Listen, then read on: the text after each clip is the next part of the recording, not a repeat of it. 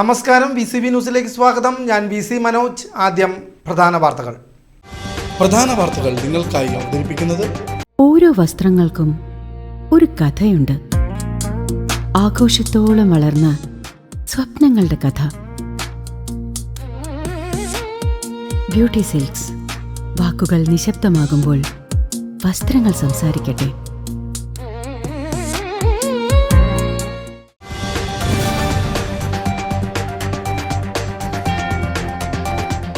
Desamangalam government LP സ്കൂളിൽ വിദ്യാർത്ഥി ക്ഷാമം. ഡിവിഷനുകൾ നിലനിർത്താൻ അടിയന്തര നടപടി വേണമെന്ന ആവശ്യവുമായി നാട്ടുകാർ രംഗത്ത്. ഗവൺമെന്റ് സ്കൂളിലെ പ്രൈമറി വിഭാഗത്തിൽ കുട്ടികൾ കുറയുന്നത് മൂലം മലയാളം ഇംഗ്ലീഷ് മീഡിയം ക്ലാസുകൾ ഒറ്റ ഡിവിഷനിലേക്ക് ഒതുങ്ങുന്നു. വിദ്യാലയത്തെ സംരക്ഷിക്കാൻ സ്ഥലം MLA ഇടപെടുന്നില്ലെന്നും ഇതുകാരണം പാവപ്പെട്ട കുട്ടികളുടെ പഠനം അവതാളത്തിലാണെന്നും ആരോപണമുണ്ട്.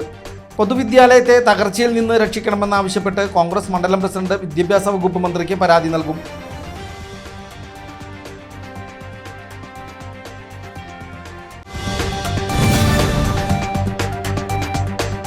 ചേലക്കര ടൗണിന് സമീപം വീണ്ടും കാട്ടാന ഇറങ്ങി വ്യാപക നാശനഷ്ടം. ഉതുവടി പള്ളിക്ക് സമീപം പുലർച്ചെയോടെ കാട്ടാന ഇറങ്ങി. ജനവാസ മേഖലയിലാണ് കാട്ടാന ഇറങ്ങിയത്.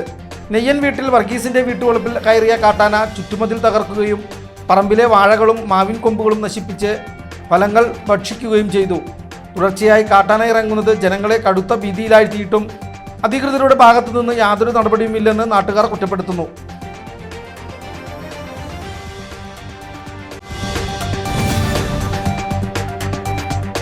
റെയിൽവേ ഗേറ്റിലെ അറ്റകുറ്റപ്പണികൾക്കായി മുള്ളൂർക്കര റെയിൽവേ ഗേറ്റ് ശനിയാഴ്ച വൈകിട്ട് മുതൽ പൂർണ്ണമായി അടച്ചതോടെ ജനങ്ങൾ കടുത്ത ദുരിതത്തിലായി.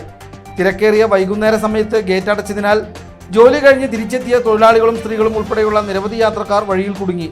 ഗേറ്റ് അടച്ചതോടെ ഇരുനിലങ്കോട് ഭാഗത്തേക്ക് പോകേണ്ട വാഹനങ്ങൾ ഇനി അകമല വഴി കിലോമീറ്ററുകൾ അധികം ചുറ്റി സഞ്ചരിക്കേണ്ട അവസ്ഥയിലാണ്.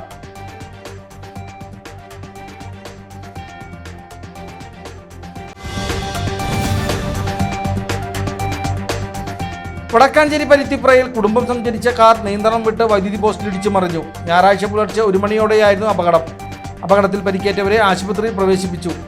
അപകടം സംഭവിച്ച് മണിക്കൂറുകൾ കഴിഞ്ഞിട്ടും വൈദ്യുതി പുനഃസ്ഥാപിക്കാൻ KSEB ജീവനക്കാർ എത്തിയിട്ടില്ലെന്ന് നാട്ടുകാർ ആരോപിച്ചു. ഈ മേഖല സ്ഥിരം അപകട മേഖലയാണെന്നും ഭീഷണി ഒഴിവാക്കാൻ പോസ്റ്റുകൾ റോഡിൽ നിന്നും മാറ്റി സ്ഥാപിക്കണമെന്നും നാട്ടുകാർ ആവശ്യപ്പെട്ടു.